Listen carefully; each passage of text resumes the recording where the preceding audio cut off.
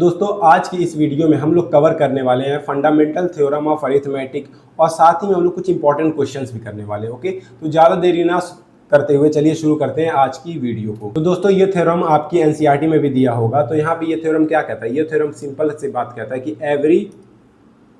Every composite number can be expressed, यानी जो भी कंपोजिट नंबर हो गया, जैसे मान लो फॉर एग्जांपल मैं यहाँ पे लेता हूँ 12 को, तुम इसका प्राइम फैक्टराइजेशन करो तो 2 की पावर 2 आएगी और 3 आ जाएगा। 15 का लोगे तो वो क्या आ सकता है? 3 × 5 आ सकता है। ओके, तो ये सिंपल सी बात कह रहा है कि कोई भी कंपोजिट नंबर है तुम उसको प्राइम नंबर के प्रोडक्ट में लिख सकते हो। जैसे मैं यहाँ पे 12 को तोड़ के लिख दिया उसके प्राइम फैक्टर्स में। ओके, और सेम यहाँ पे भी। समझ में आ गया? तो ये लाइन ये कह रही थी। और दूसरी क्या कह रही है? And this factorization is unique, यानी देखो 15 का जो है वो क्या है? 2 और 3 है, और सॉरी 12 का क्या है? 2 और 3, और 15 का क्या है? 3 और 5 है। यानी ये दोनों आपस में क्या है? सेम नहीं है, यूनिक है। ठीक है, तो जितना भी कंपोजिट नंबर होगा उनका अपना अपना प्राइम फैक्टराइजेशन होगा। समझ गए? और देखो अब मान लो ऑर्डर की बात है, जैसे मान लो 15 की जगह इसको हम लोग ऐसे लिख सकते थे 5 × 3, यानी ऑर्डर क्या हो सकता है? चेंज भी हो सकता है। समझ आ गया? अब हम लोग चलते हैं कुछ क्वेश्चंस करने अच्छे अच्छे। ओके, तो ये पहला क्वेश्चन देखिए। तो यहाँ पे क्या कह रहा है? Check whether 6n can end with the digit 0 for any natural number. यानी मान लो जैसे 6 है, उसकी पावर n है, यानी अगर तुम पावर की जगह पे 1 2 3 कुछ भी लिखो और ये चेक करो कि लास्ट वाला डिजिट 0 कब आ रहा है। ओके, तो अगर तुम ऐसे करते जाओ, मान लो तुम पहले 6 की पावर 1 लिखो, फिर 6 की पावर 2 लिखो, फिर 6 की पावर 3 लिखो, तो ऐसे करते करते जाओगे तो तुमको बहुत ज़्यादा प्रॉब्लम हो सकती है। तो इसका शॉर्ट तरीका यही है कि तुम 6 की पावर n को प्राइम फैक्टराइजेशन कर दो। ओके, तो 6 की पावर n को तुम क्या लिख सकते हो? 6 की पावर n को क्या लिख सकते हो? इसको ब्रेक कर दो, 2 × 3 और ब्रैकेट के ऊपर क्या लगा दो? n लगा दो। समझ आ गया? अब देखो, लेकिन इससे क्या प्रूव होता है कि इसका जो लास्ट डिजिट है वो 0 आ सकता है। देखो, अगर लास्ट डिजिट तुमको 0 लेके आना है किसी भी नंबर का, तो उसका तुम प्राइम फैक्टराइजेशन अगर चेक करोगे, जैसे मान लो यहाँ पे 50 है, उसके लास्ट में क्या है? यहाँ पे 0 दिया हुआ है ना, ये लास्ट में देखो 0 है ना। तो देखो इसका तुम अगर प्राइम फैक्टराइजेशन करने जाओगे तो 2 के टेबल में ये जाएगा, मान लो 25 आएगा, और 5 के टेबल में जाएगा तो 5 आएगा, 5 के टेबल में आएगा 1। अब तुम यहाँ पे गौर करो कि जो लास्ट वाले डिजिट जो 0 था उसका जो प्राइम फैक्टराइजेशन में क्या आ रहा है? 2 और 5 दोनों आ रहा है। यानी किसी भी नंबर के अगर आखिरी वाला डिजिट है, यानी जो लास्ट डिजिट है वो 0 है, तो अगर तुम उसका प्राइम फैक्टराइजेशन करोगे तो तुमको 2 और 5 दोनों साथ में दिखेंगे। तो वैसे ही जब हम लोग 6 की पावर n का प्राइम फैक्टराइजेशन किए तो यहाँ तो 2 तो दिख रहा है लेकिन 5 नहीं दिख रहा है। तो यानी ये जो नंबर है, तुम n की कितनी भी पावर ले लो, कितना भी नंबर डाल दो, 1 2 3 4 5 6, लास्ट में इसके कभी भी 0 नहीं आएगा। क्यों नहीं आएगा? क्योंकि इसके जो प्राइम फैक्टराइजेशन में कहीं 5 नहीं है, यानी 2 और 5 साथ में होना चाहिए। ओके, अब हम लोग चलते हैं नेक्स्ट क्वेश्चन पे। तो दोस्तों ये रहा दूसरा क्वेश्चन। ये बहुत इंपॉर्टेंट क्वेश्चन है, एनसीईआरटी में भी दिया और एग्जाम में भी कई बार आ चुका है। तो यहाँ पे तुमको बोल रहा है कि एक्सप्लेन वाई 7 11 13 + 13 7 6 5 4 3, मतलब कुछ भी ऐसे दिया हुआ है। तुमको बस इसको प्रूव करना है कि मतलब कि ये कंपोजिट नंबर है कि नहीं। कंपोजिट नंबर क्या होते हैं? जिसके 2 से ज़्यादा फैक्टर्स हो। ओके, तो चलिए चेक करते हैं कि ये कंपोजिट नंबर है कि नहीं। तो सबसे पहले क्या करेंगे हम लोग? पहले वाले को मान लो हम लोग x मान लेते हैं। ठीक, जैसे मान लो इस नंबर को हम लोग x मान लिए, क्या लिखेंगे? 7 × 11 × 13 + 13। तो इसको हम लोग कंपोजिट नंबर कैसे प्रूव करते हैं? देखो गौर करोगे तो यहाँ भी तुम्हारा 13 है और यहाँ भी 13 है, 2 बार 13 है, तो तुम 13 को क्या करो? कॉमन निकाल लो। 13 को कॉमन निकालोगे तो कैसा हो जाएगा? 13 बाहर आ गया, अंदर क्या बचा? 7 × 11, और जहाँ जहाँ 13 है वहाँ वहाँ 1 लिख दो। ओके, अब तुम इसको मल्टीप्लाई करोगे, 7 × 11 क्या हो जाएगा? 77, और 77 को अगर 1 से मल्टीप्लाई करोगे तो 77 ही आएगा, और 77 को अगर तुम 13 से प्लस करोगे तो आएगा तुम्हारा क्या? 90 आएगा। ओके, सॉरी यहाँ पे 1 रहेगा। ओके, एक मिनट, यहाँ 1 रहेगा, माई मिस्टेक। तो ऐसे आपको ध्यान देना है। तो 7 × 11 क्या होगा? 77 प्लस का 1 क्या आ जाएगा? 78। अब यहाँ पे तुम गौर करो, 78 के बहुत सारे फैक्टर्स होंगे, और साथ में अगर तुम 13 को भी मल्टीप्लाई कर दो तो 13 भी उस नंबर का क्या बन जाएगा? फैक्टर बन जाएगा। लेकिन कंपोजिट नंबर क्या होते हैं? 2 से ज़्यादा फैक्टर्स होते हैं, और यहाँ पे 2 से ज़्यादा फैक्टर्स हो रहे हैं, तो यानी कि ये प्राइम नंबर तो हो नहीं सकता है, तो इसलिए क्या है? Composite number. ओके, अब दूसरे वाले को हम लोग देख लेते हैं। इसको हम लोग y मान लेंगे। कैसे लिखेंगे? देखो 7 × 6 × 5 × 4 × 2 × 1 + का 5। अब देखो यहाँ पे 5 यहाँ पे भी है, 5 यहाँ पे भी है, ठीक है। तो हम लोग क्या करेंगे, 5 को कॉमन निकाल लेंगे, सिंपल, y इक्वल टू 5 बाहर आ जाएगा, अंदर क्या बचेगा 7 इंटू 11। अब जहाँ जहाँ 5 था वहाँ वहाँ 1 लिख दो, सिंपल, 4 इंटू 2 इंटू 1 प्लस का 1। अब मल्टीप्लाई करोगे 7 6 क्या होता है 42, 42 में अगर तुम 4 मल्टीप्लाई करोगे, एक सेकेंड, 42 इंटू 4 क्या हो जाएगा 8, और यहाँ पे हो जैसे 168, 168 में 2 मल्टीप्लाई करोगे 16, 1 गया कैरी, और 12 13 का 3, 1 गया कैरी 2 और 3 3 3 6 आ जाएगा और साथ में प्लस का 1, ओके,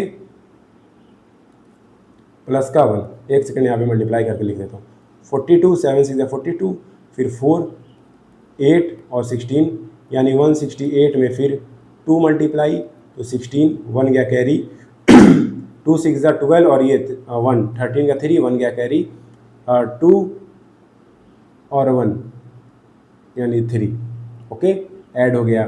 फिर क्या बच रहा, और कुछ नहीं बच रहा। अब प्लस कर दोगे तुम इसमें क्या 1, तो क्या आएगा तुम्हारा 3 3 7, तो 5 इंटू 3 3 7। फर्स्ट लेट तो हम लोग क्या कहते हैं 7 into 6 plus into 4 into 2 plus का 1, तो 337 तुम्हारा आ रहा है। लेकिन देखो ये 337 आ गया, तो ये भी क्या है कंपोजिट नंबर है। मान लो अगर ये प्राइम नंबर यहाँ पे कोई आ भी जाता तो साथ में ये वाला नंबर वहाँ पे मल्टीप्लाई होगा, तो पहले मान लो इसका फैक्टर होता 1 और खुद, एक सेकेंड, मान लो इसका फैक्टर होता 1 होता और खुद ये होता 337, और मान लो 5 यहाँ पे मल्टीप्लाई हो गया, तो ये क्या बन जाएगा 5 एक और फैक्टर आ जाएगा, यानी इसके भी क्या है 2 से ज़्यादा फैक्टर्स है, तो ये भी क्या होगा कंपोजिट नंबर होगा, ओके। अब चलते हैं हम लोग दूसरे क्वेश्चन पे। तो दोस्तों ये रेशियो वाला क्वेश्चन है, बहुत अच्छा क्वेश्चन है, चलिए इसको हम लोग सॉल्व करते हैं। और ये CBSE 2023 में आ भी गया है, ओके। तो क्या करना है हम लोगों को यहाँ पे, the ratio of HCF to LCM, यानी HCF का रेशियो निकालना है LCM पे। तो यानी कि आगे क्या होगा HCF होगा, तो देखो if of the least composite number, least composite number कौन सा हो सकता है अभी देखेंगे, और लीस्ट प्राइम नंबर। देखो लीस्ट 1 तो तुम्हारा ना तो प्राइम होता है ना ही कंपोजिट, यानी 1 ना तो तुम्हारा कंपोजिट होता है ना ही प्राइम नंबर होता है, तो साथ में 2 हो गया, 3 हो गया और 4 हो गया। तो यहाँ पे नज़र आ रहा होगा जो 2 है वो सबसे छोटा प्राइम नंबर है, और 4 क्या है, 4 क्या है सबसे छोटा कंपोजिट नंबर है, ओके। तो चलो शुरू करते हैं। HCF निकालने के लिए क्या करेंगे हम लोग, तो 2 को हम सीधा 2 ही लिख देंगे, और 4 को हम लोग क्या लिख देंगे 2 की पावर 2। समझ में आया।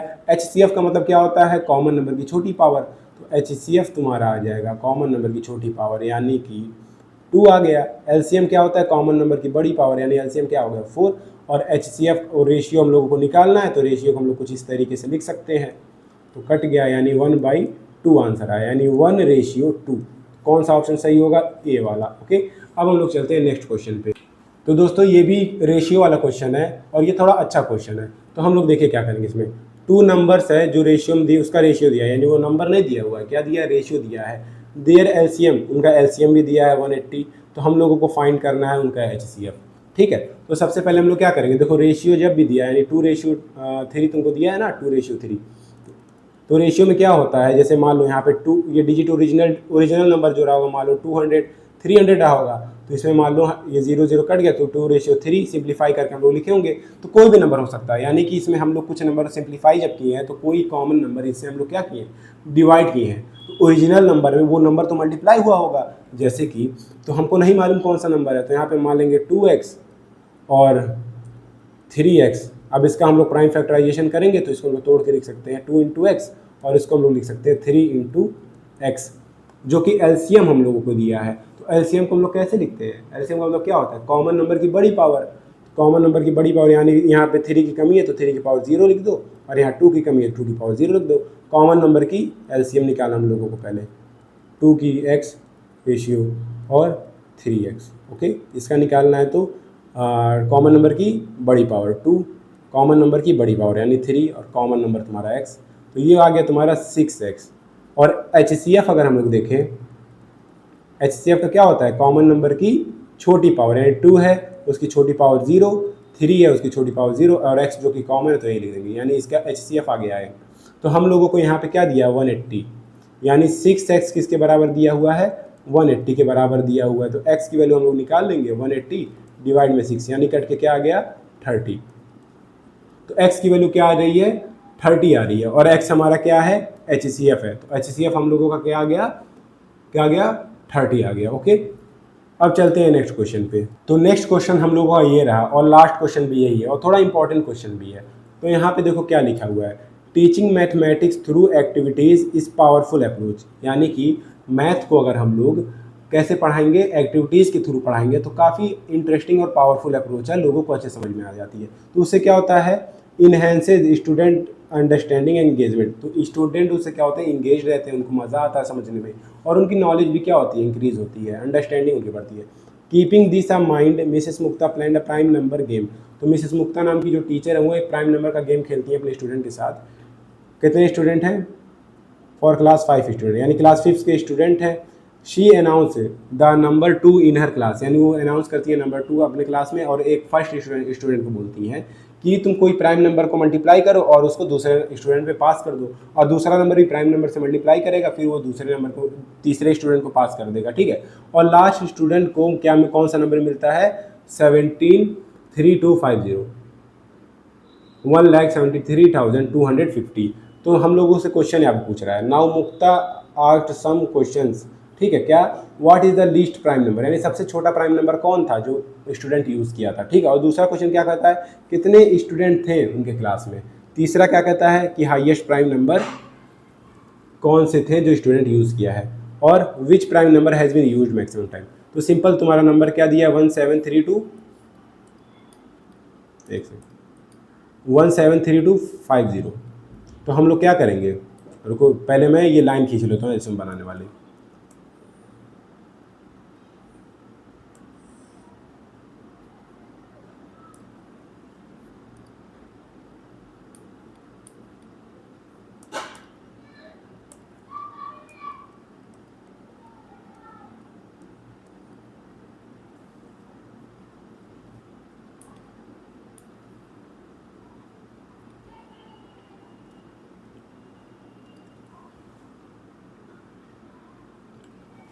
तो दोस्तों मैं अब इसका प्राइम फैक्टराइजेशन निकालूंगा, देखते हैं कैसे। पहले मान लो ये 2 के टेबल में जाएगा, 2 8 जा 16, और 17 में से 16 चला गया बचा 1, और ये 1 किसके पास आ गया होगा 3 के पास, तो ये बन गया 13, तो 2 6 जा 12, और 13 में से 12 गया तो ये कैरी गया, तो 2 6 जा ये, फिर 2 5, इस तरीके से बना नंबर। ओके, समझ में आ गया। अब हम लोग देखते हैं कि कैसे इसको मल्टीप्लाई करेंगे। 5 के टेबल से कर सकते हैं, 5 के टेबल से करेंगे, 5 1 जा 5 हो जाएगा, और 3 इधर कैरी चला गया, 5 7 जा 35, फिर ये कैरी गया 5 3 जा 15, फिर ये कैरी गया तो 12, यानी 5 2 जा 10, और फिर 10 में 12 में से 10 चला गया तो बचा 2, यानी 2 और 5 कितना हो गया 25, तो 5 में ये। फिर 5 के टेबल में देखेंगे, 5 3 जा 15, और 17 में से 15 गया बचा 2, और 2 3 के पास आ गया यानी 23 हो गया, तो 5 4 जा 20, 5 4 जा 20, 23 में से अगर 20 चला गया बचा क्या 3, 3 किसके पास चला गया 2 के पास, तो कितना बन गया 32, तो 5 6 जा 30, और 32 में से अगर 30 चला गया बचा 2, 2 किसके पास आ गया 5 के पास, तो 5 5 जा 35। ओके, फिर हम लोग 5 से करके देखते हैं, 5 6 जा 30, 34 में से 30 गया बचा 4, 4 6 के फोर 6 के पास आ गया बचा क्या 46 हो गया, 46 और 45 9 जा 45, 46 में से 45 चला गया बचा 1, 1 किसके पास आ गया 5 के पास, तो बचा 3। ठीक है, अब देखें 3 के टेबल में, 3 2 जा ये 3 3 1, यानी 2 3 1, 2 3 1। अब देखते हैं ये किसके टेबल में जाएगा, 23 के 2 3 1 किसके टेबल में जाएगा कि यही तुम्हारा प्राइम नंबर है, 3 के टेबल में चला जाएगा। देखते हैं, 3 6 जा 18, 18, 20 में से 18 चला गया बचा 2, फिर 3 6 जा 18 आ गया, ठीक 21, मेरे ख्याल से 7, 1 मिनट, 2 3 1 2, 1 सेकेंड, 2 3 1 डिवाइड में 3, तो बचा मेरे ख्याल से 77, 1 सेकेंड, हाँ वही सोचो 77। ओके, अब ये चला गया तुम्हारा 11 बार में, तो 7 आ गया, फिर 7 बार में 1 आ गया, तो यानी हम लोग इसको कैसे लिख सकते हैं 173,250 इक्वल टू 2, और 5 की पावर क्या 3, और 3 का क्या स्क्वायर इंटू 11 इंटू 7 तो हम लोग प्राइम फैक्टराइजेशन कर चुके हैं। अब हम लोग देखते हैं क्वेश्चन क्या पूछा हुआ है। क्वेश्चन पहले पूछा है कि सबसे ज़्यादा छोटा नंबर स्टूडेंट ने कौन सा यूज़ किया। तो सबसे छोटा प्राइम नंबर स्टूडेंट कौन सा यूज़ किया, तो 2 इसका करेक्ट आंसर होगा। नहीं, 2 किसने यूज़ किया था, टीचर ने यूज़ किया था, मिसेस मुक्ता ने यूज़ किया था। तो स्टूडेंट क्या यूज़ किए हैं, 3। ठीक है, तो इसका पहले का आंसर क्या होगा, पहले का आंसर होगा तुम्हारा 3। दूसरा क्या, how many student are in the class, तो क्लास में कितने स्टूडेंट हैं देखते हैं। ये 2 कौन यूज़ की थी, 2 कौन यूज़ की थी बताओ। ये 2 जो था वो मैम यूज़ की थी। तो स्टूडेंट कितने होंगे देखो, ये 2 को छोड़ के ये सारे नंबर स्टूडेंट ने यूज़ किया। तो 1 2 3 4 5 6 7 टोटल स्टूडेंट कितने थे, 7। Okay, what is the highest prime number used by student, यानी सबसे बड़ा प्राइम नंबर स्टूडेंट ने कौन सा यूज़ किया, 11। तो इसका आंसर क्या आ जाएगा, 11 आ जाएगा। Which prime number has been use maximum, सबसे ज़्यादा कौन सा नंबर यूज़ हुआ है, प्राइम नंबर कौन सा यूज़ हुआ है, 5। इसी की पावर क्या है, 3, इसका नंबर हो गया 5। तो आज के लिए बस इतना ही। इसके नेक्स्ट वीडियो में हम लोग इरेशनल नंबर को प्रूव करना सीखेंगे। तब तक के लिए बाय।